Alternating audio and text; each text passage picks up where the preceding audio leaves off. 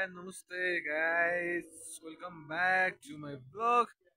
So आज चाहिँ हामी कालिम्पोङ आएका छौँ यो सडन अन यो के अरे विदाउट एनी प्लान चाहिँ डाइरेक्ट हामी चाहिँ आज कालिम्पोङ आइरहेको छौँ। सो आज चाहिँ हामी को छौँ भन्दाखेरि मेरो भेना रामचन्द्र भाइ भेना यहाँ जिग्री पनि होसिन्छ। हेलो। सो लास्ट चिसो छ है गाइज। अब हेर्दै जाउँ हामी माथि माथि के हुन्छ गाइज। सो गाइज फाइनली हामी चाहिँ कोही भिलेज आइसकेका छौँ। अब चाहिँ यहाँ होटेल बुझ्नुपर्छ। चिसो लास्टै चिसो मौसम त अहिले चाहिँ तपाईँको हिउँ चाहिँ परेको छैन, सायद बेलुका पर्न सक्छ होला, तर चिसो चाहिँ भवाली छ गाइज। सो यसमा हो गाडी हामी आज आएको। आशा के छ तिम्रो खबर भन त यार। काका काका आजको ड्राइभिङ कस्तो भयो तिम्रो? केयर कता छ भने मोबाइल चिसो छ है गाइस।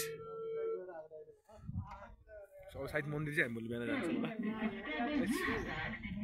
सो अब अझै पनि हेर्दै जाउँ के हुन्छ। मेरै हिउँ पर्न लागिरहेछ। अब चाहिँ हामी यो होटेलमा बसिरहेको छौँ। के छ होटेलको नाम हेर्नु पऱ्यो, हिमाल हिलन होटेल एन्ड लजमा बसेको छौँ। सो जाडो चाहिँ अहिले नै छ है। अब हिउँ पर्न स्टार्ट भइरहेको छ, सिमसिम हिउँ परिरहेको छ, देखिरहेको छैन होला अहिले। बेलुकासम्म धेरै नै हिउँ पऱ्यो भने चाहिँ म देखाइदिन्छु।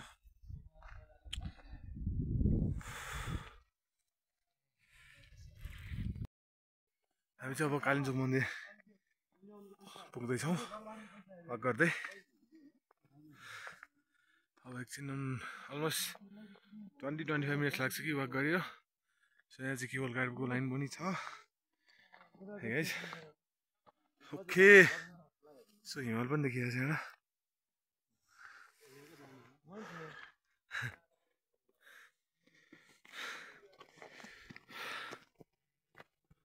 गाइस फाइनली चाहिँ हामी कालिम्पोङ आइसकेका छौँ।